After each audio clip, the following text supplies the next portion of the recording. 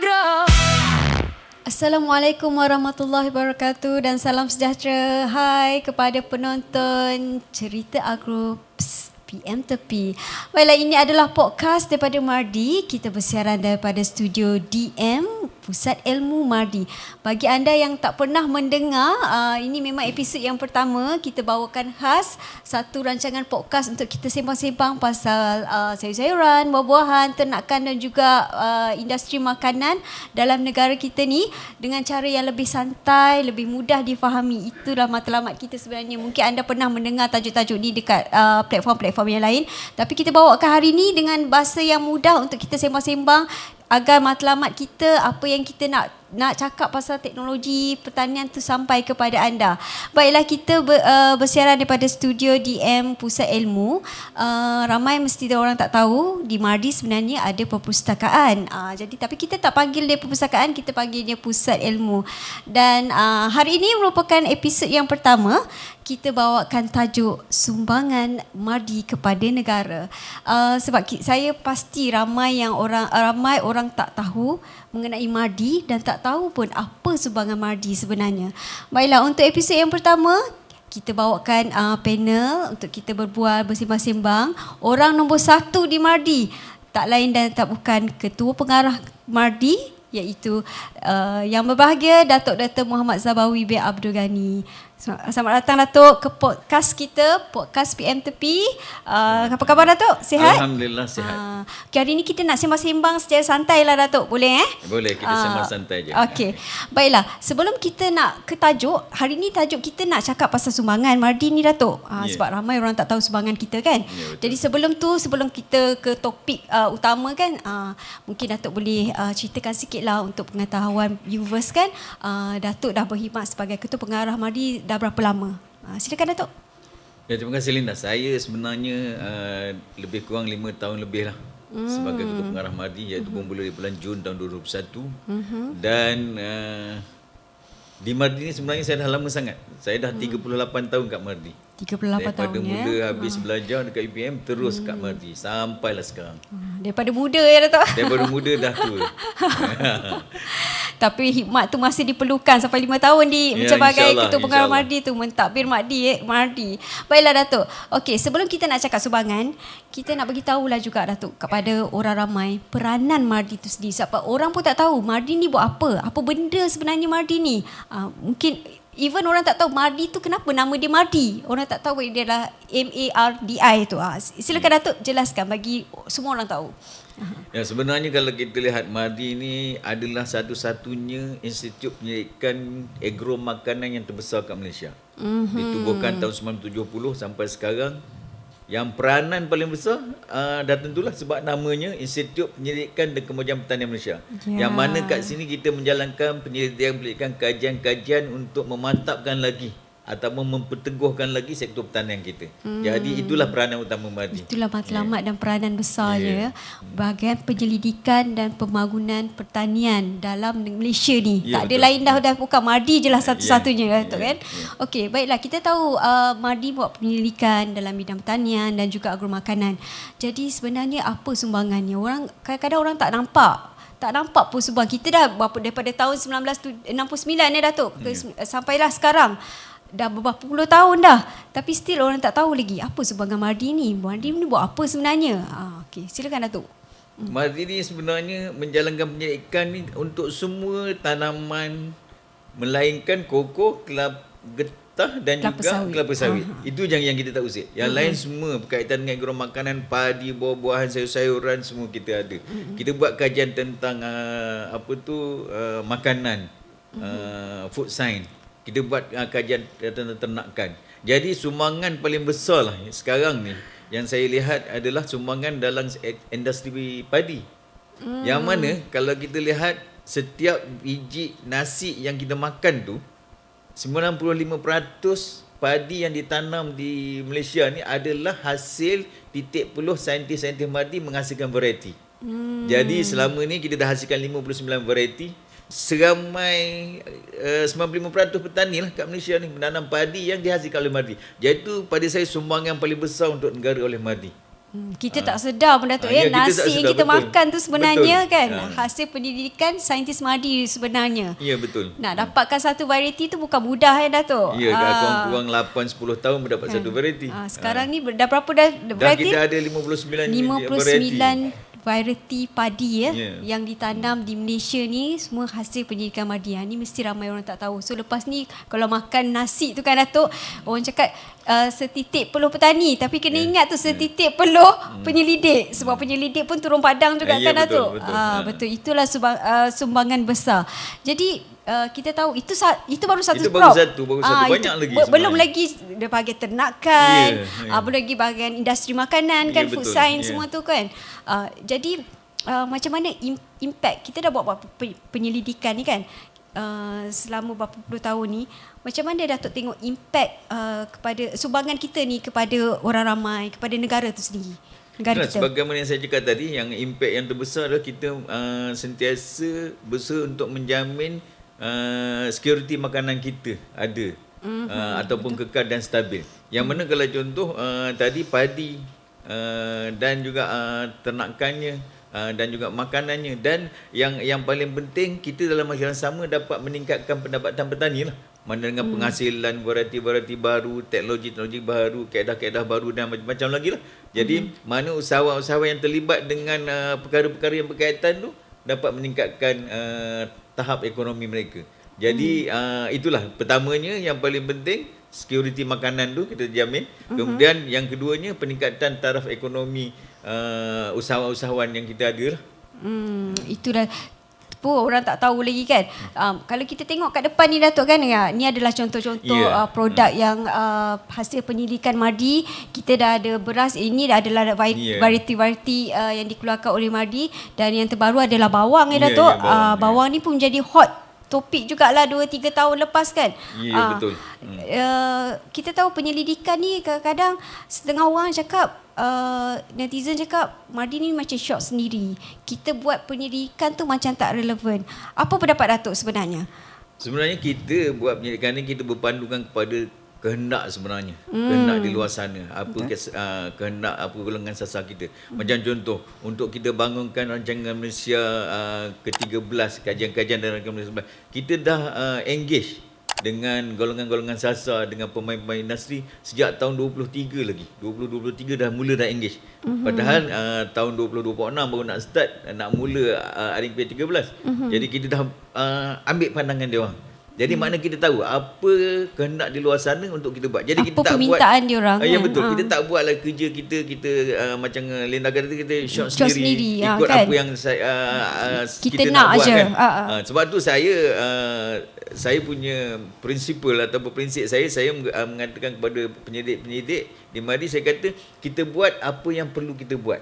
Jangan kita buat apa yang kita nak buat. Jadi kalau kita nak buat ni macam-macam regam akan rujuk nanti. Jadi yang perlu kita buat maknanya berdasarkan permintaan kehendak daripada golongan sasar. Itu yang mana kita nak menjamin bahawa apa juga penemuan kita, teknologi kita adalah bersesuaian dengan kehendak golongan sasar di luar sana. Betul. Itu yang boleh saya cakap kan, bawang ni memang kehendak kan, sebab kita ada krisis hari tu kan, Datuk. Dan alhamdulillah kita dah berjaya Ya, betul. Dan banyak juga ditanam di seluruh Malaysia. Daripada situ Datuk, cabaran ni Datuk, cabaran madi dalam menangani masalah-masalah dalam bidang penyelidikan, dalam pertanian secara global ni Datuk. Dia masalah dalam bidang pertanian ni, kita kalau tengok ada beberapa faktor lah. Pertama sekali faktor global lah, ada perubahan cuaca.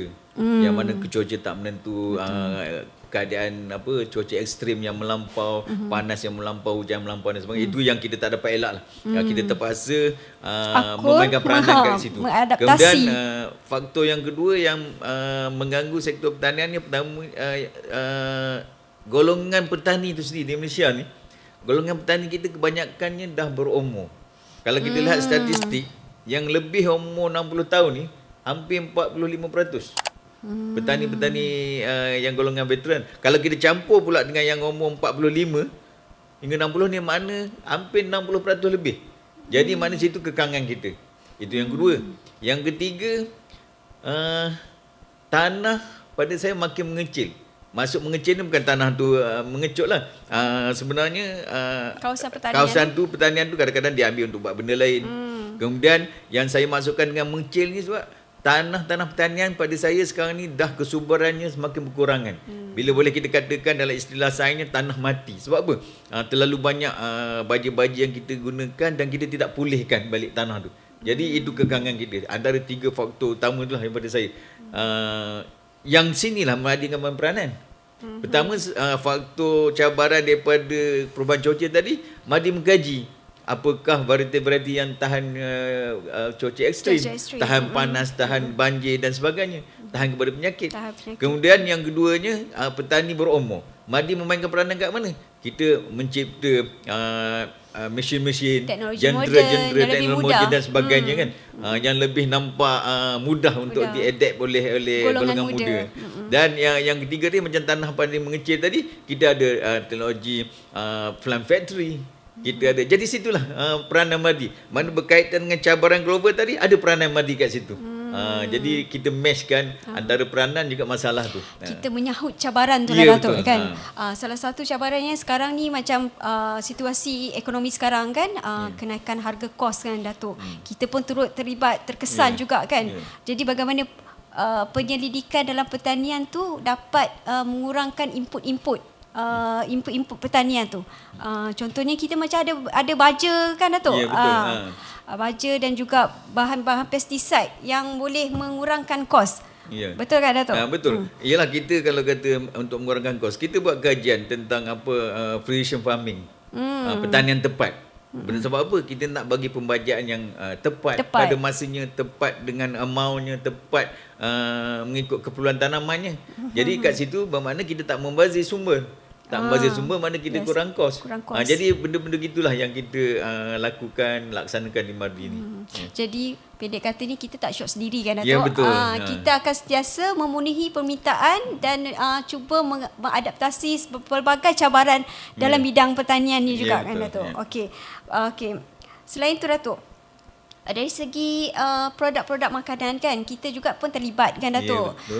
Saya tahu banyak juga jenama-jenama besar dekat dalam pasaran, kita tak sebutlah nama Datuk, berasal daripada usahawan-usahawan Madi. Tapi orang tak tahu pun kita ada pemindahan teknologi ni Datuk.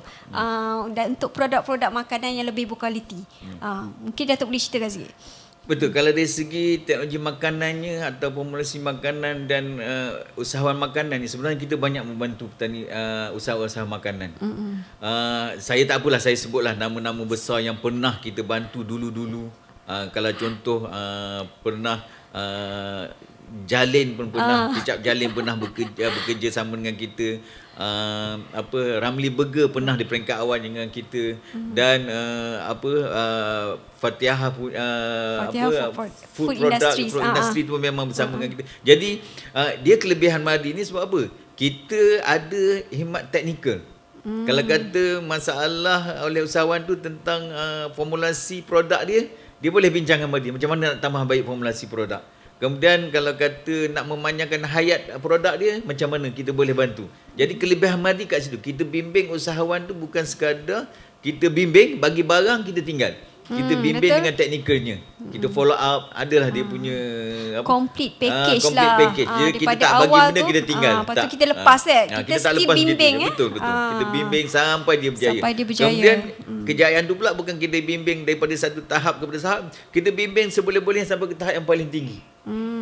Sampai dia dah dapat dia punya jualan berjuta-juta dan sebagainya. Jadi itulah sumbangan Madi yang untuk industri makanan ni lah. Industri makanan. Tu kita sebut nama, nanti minta dia diorang sponsor sikit kita punya podcast ni kan. Datuk. Okeylah Datuk. Itu dari segi industri makanan ni.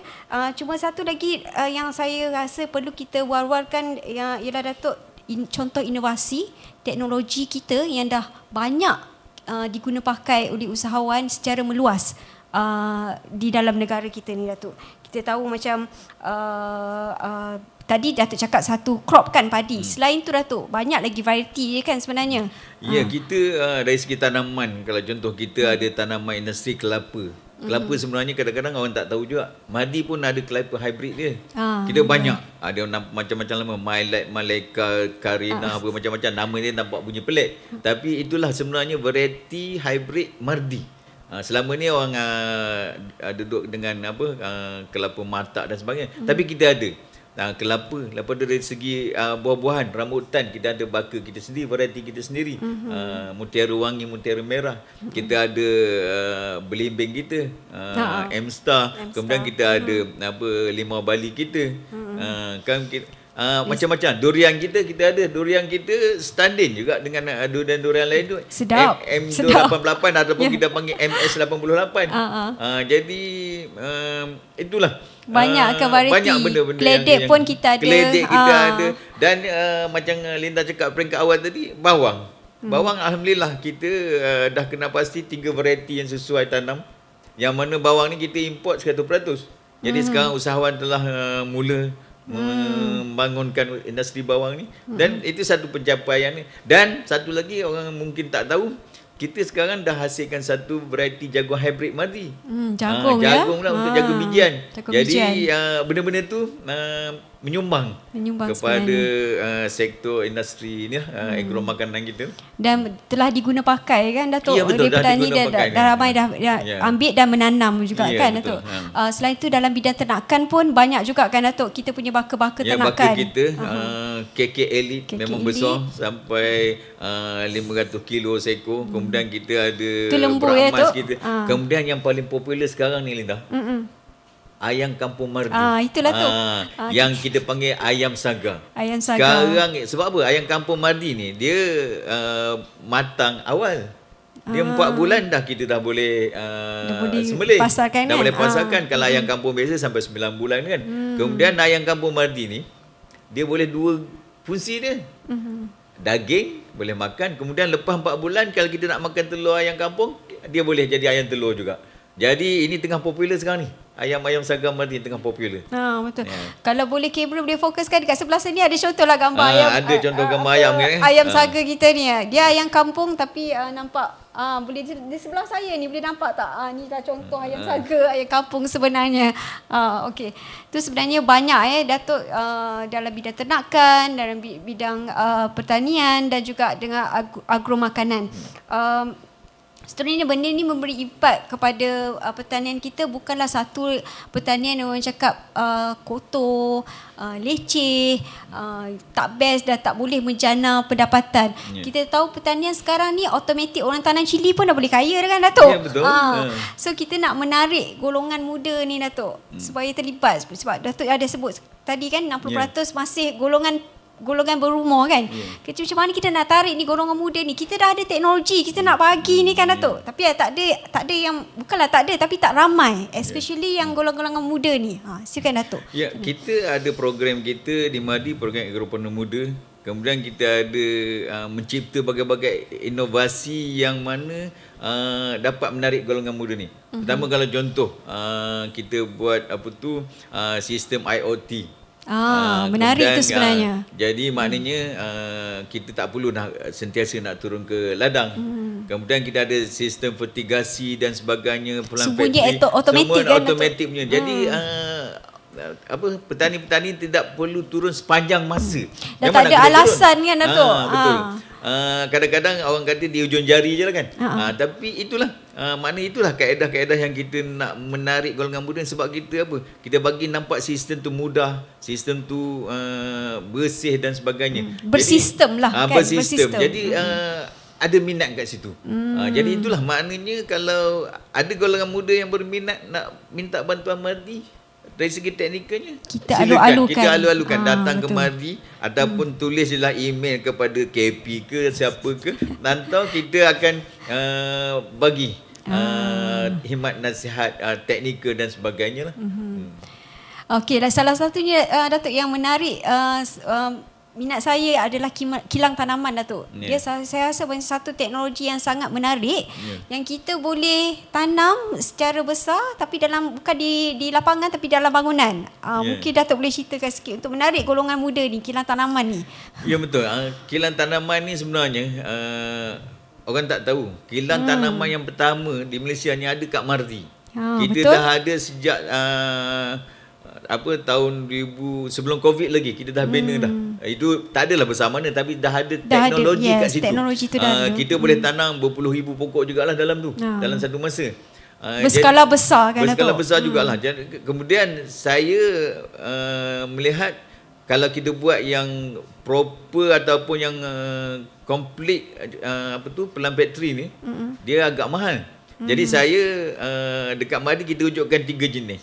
Satu plant factory yang simple untuk golongan B40 lah saya kata. Kemudian yang sederhana untuk M40, kemudian yang besar ni. Jadi kat situ yang untuk B40 ni mungkin modal dalam 25-30 ribu kita dapat sistem. Untuk satu sistem lengkap, sistem lengkap untuk menanam sayur-sayuran yang bernilai tinggi atau sebagainya. Kemudian yang untuk M40 ni mungkin harga dalam 200-300 ribu boleh menanam pokok yang berbagai-bagai lah, mana sayur-sayuran. Kita boleh lah tanam pokok buah dan sebagainya. Jadi kat situ saya rasa teknologi ni boleh digunakan oleh setiap golongan. Bukan sekadar orang kata kalau plant factory ni nak kena modal besar, nak kena syarikat-syarikat besar. Tidak. Kita ada dah kategori-kategori itu kita dah ada. So kalau dah ada modal 20,000 tu dah boleh lah. Kalau berminat kan, dah boleh dah sebenarnya. Tak perlu nak tunggu ada tanah banyak-banyak kan. Jadi inilah yang kita teknologi inilah yang kita nak bagi dekat orang ramai yang berminat dalam bidang ni, especially golongan muda lah kan, Datuk. Kita teknologi betul. Dah ada dah. Selain itu ada teknologi drone kan, Datuk. Lepas tu fertigasi. Dulu zaman dulu hidroponik. Tapi kita upgrade fertigasi sekarang ni. Benda dah ada, tinggal nak ambil je kan, Datuk. Betul. Okey, untuk golongan usahawan ataupun orang ramai yang kat luar sana yang berminat nak menceburkan diri dalam bidang pertanian tapi tak tahu cara mana, tak tahu macam mana nak mula, boleh datang ke Mardi. Kalau tak payah nak PM Tepi Datuk KP pula kan. PM Tepi kita lah kan, tak podcast kita kan PM Tepi. PM Tepi kita. So kita akan salurkan kepada bahagian usahawan bimbingan kan, Datuk.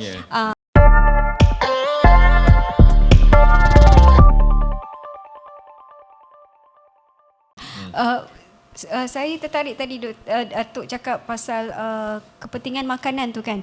Dia macam satu security makanan jugalah, Datuk. Kita dengan situasi ekonomi sekarang kan, suasana global sekarang, kita pun jadi takut juga, Datuk, sekiranya kita tak dapat import makanan.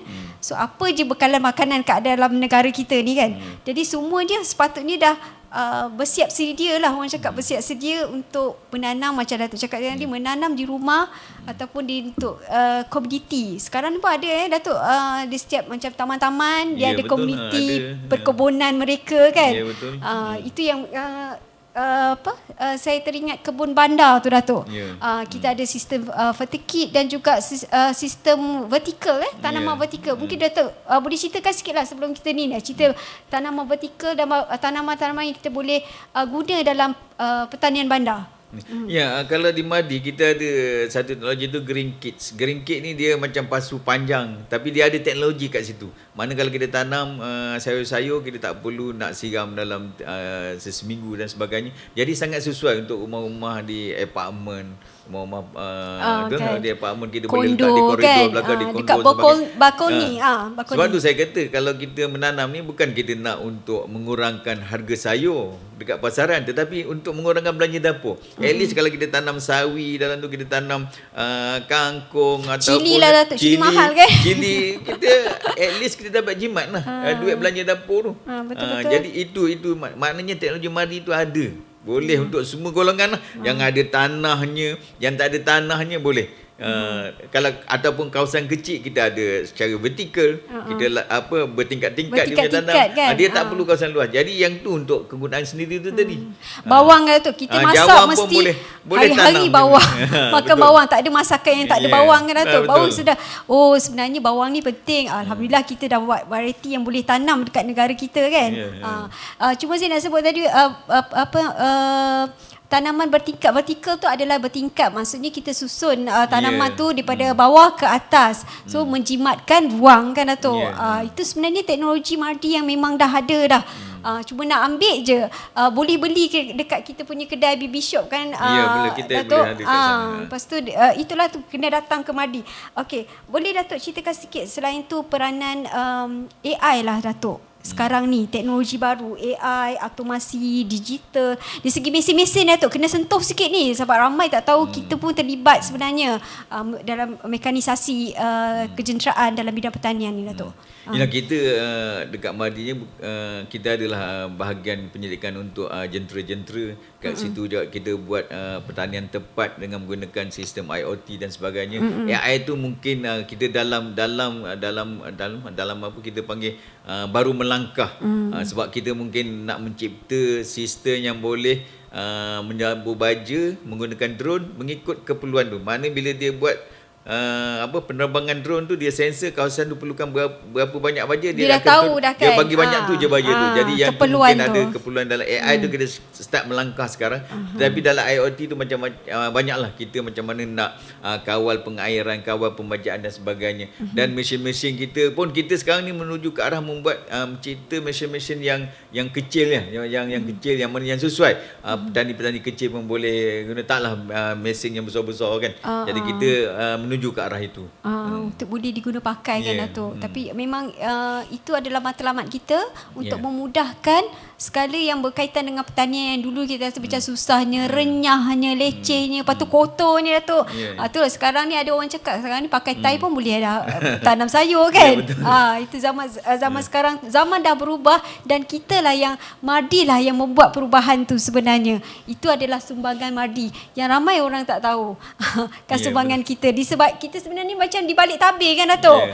Yang dapatnya kepada orang ramai itu adalah matlamat kita, tapi orang tak tahu pun. Tapi walau bagaimanapun kita sering buat pemindahan teknologi ni. Boleh Datuk ceritakan sikit pemindahan teknologi yang kita sediakan di Mardi ni? Kita ada kursus-kursus kan Datuk? Kursus-kursus. Selain itu banyak juga bengkel-bengkel yang kita war-warkan kepada orang ramai. Boleh Datuk kupas sikit? Kita memang di Mardi ni kita ada satu pusat khusus untuk pembangunan usahawan dan pemindahan teknologi. Yang kat situ kita bermacam-macam program lah, termasuk yang Agropreneur Muda tadi, program pemindahan teknologi kepada usahawan, ada program untuk latihan dan sebagainya.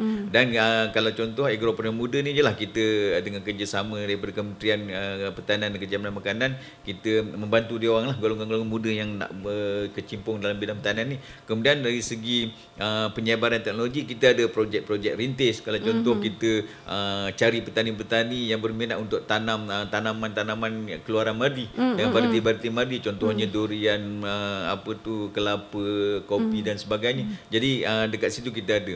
Kemudian kita ada juga penyebaran teknologi melalui kursus-kursus tadi. Kursus-kursus yang secara tersusun ataupun kursus-kursus ad hoc yang dipanggil oleh persatuan-persatuan penduduk ke, sekolah-sekolah ke, ataupun mana-manalah. Dia panggil, kita bagi kursus ad hoc kat situ tentang spesifik subjek lah. Kemudian kita ada juga pengkomersialan teknologi. Pengkomersialan teknologi maksudnya kalau kita ada teknologi yang boleh dikomersialkan, adalah syarikat-syarikat yang akan berminat, yang joint ambil venture, teknologi kita tu kan buat secara besar-besaran. Kalau contoh pengeluaran makanan, kita ada formulasi makanan untuk kesihatan dan sebagainya, ada company yang berminat, dia datang, dia ambil teknologi tu, kemudian dia kembangkan lah. Jadi adalah dia punya perjanjian dan sebagainya lah. Menarik sebenarnya. Tapi itulah ada juga tu Datuk komen-komen kan, kita nak sebut, dia cakap macam kursus tu Datuk, kursus Mardi ni mahalnya lah Datuk, dia katanya. Tapi dia orang tak tahu kita punya kursus tu macam mana kan Datuk. Betul. Memanglah kadang-kadang kita nak bagi percuma pun sebab kita kena ada sumber-sumber kos je. Jadi kita charge tu pun sekadar yang kita fikir dah mampu lah untuk orang yang nak menyertai kursus tu. Sebab dan kita bagi latihan, berbaloi kan Datuk. Sebab kita bagi latihan terus kan, kursus dan juga latihan terus yang mungkin dia tak dapat dekat tempat lain. Kita bukan sekadar kursus biasa-biasa, kita latih betul-betul sampai mereka faham dan boleh membawa balik teknologi itu untuk diaplikasikan kan Datuk. Okey, baiklah Datuk. Okey, soalan terakhir lah. Selepas ini, masa depan ni, apa fokus Mardi dalam bidang penyelidikan dan pengembangan pertanian dekat negara kita? Dia yang pertama sekali saya nak menekan bahawa fokus kita hendaklah berlandaskan kepada apa keperluan golongan sasar. Fokus kita. Betul. Tapi fokus kita tak lagi lah itu tanaman dari segi apa padinya, buah-buahan, sayur-sayurannya, ternakan dan juga makanan. Kita tak lagi pada tu. Itu subjek kita. Betul. Tapi berdasarkan permintaan kan Datuk. Tapi apa yang kita nak buat tu jangan kita saja buat. Kita kena lihat tengok apa keperluan daripada permasalahan di luar sana. Kita kena selesaikan masalah. Jadi yang lain tu boleh kita buat, tapi kita fokus kepada apa yang boleh memajukan sektor pertanian dekat Malaysia ni.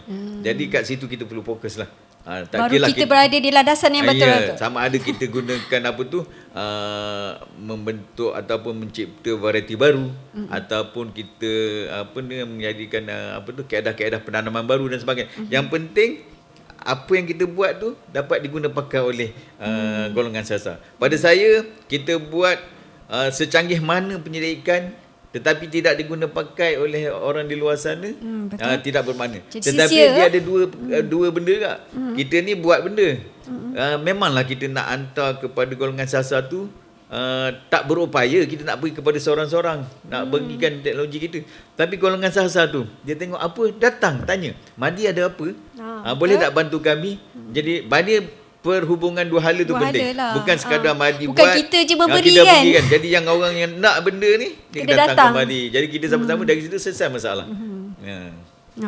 Okey Datuk, saya teringat jugalah kata-kata netizen. Bukan netizen dalam Malaysia, tapi netizen jiran kita. Tapi mungkin kita boleh gunakan platform ni lah untuk clearkan benda ni. Netizen daripada negara jiran, dia kata Malaysia ada juga mengimport dan menggunakan beras dari Indonesia. Tapi saya tak pernah nampak pun Datuk. Mungkin Datuk boleh jelaskan sikit, kita import beras pun daripada mana, dan kita ada ke daripada negara Indonesia? Nanti mungkin lah, saya pun tak pasti. Tapi yang ketara kita import daripada Vietnam, Thailand dan sebagainya kan. Tapi Pakistan. Mungkin ada juga sebahagian kecil kan kita import daripada negara-negara. Mungkin ada. Yalah, memang kita tak cukup pun untuk pengeluaran beras negara kita. Kita kena bergantung kepada import juga. Jadi mungkin ada juga. Kadang-kadang kita pun ada import daripada India, daripada negara-negara lain kan. Jadi saya rasa mungkin ada kat situ. Kita tak boleh nafikan lah. Memang ada daripada luar negara. Tapi tu. Tak sebanyak lah kot yang kita dah import daripada negara-negara Thailand ni ada Datuk, yang banyaknya beras wangi apa semua kan Datuk. Okey, baiklah.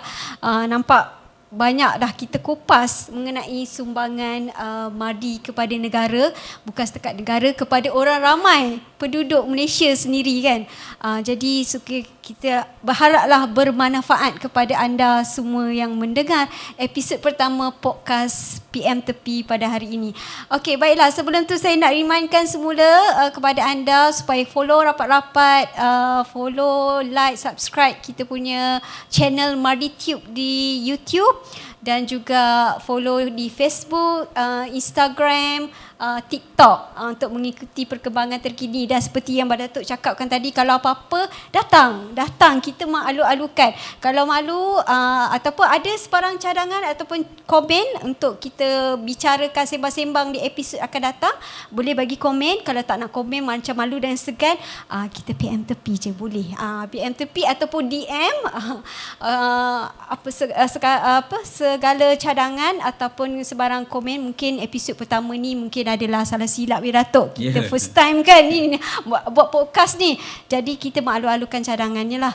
Okey, baiklah Datuk, sebelum kita akhirkan podcast ni, podcast kita ada signature gesture dia Datuk. Saya nak minta Datuk buat sekali lah. Boleh sporting lah Datuk? Okey, bila dia punya tema cerita agro, bila saya cakap cerita agro, lepas tu terus kita buat sama-sama Datuk. PM tepi. Dia macam bisik-bisik sikit. Mungkin Datuk boleh dekat sikit. Okey. Okey Datuk. Okey, bersama kita lagi dalam podcast Cerita Agro PM Tepi. Okey, baiklah. Sekian saja dari saya, Fazlinda Fadil. Bye. Jumpa lagi. Cerita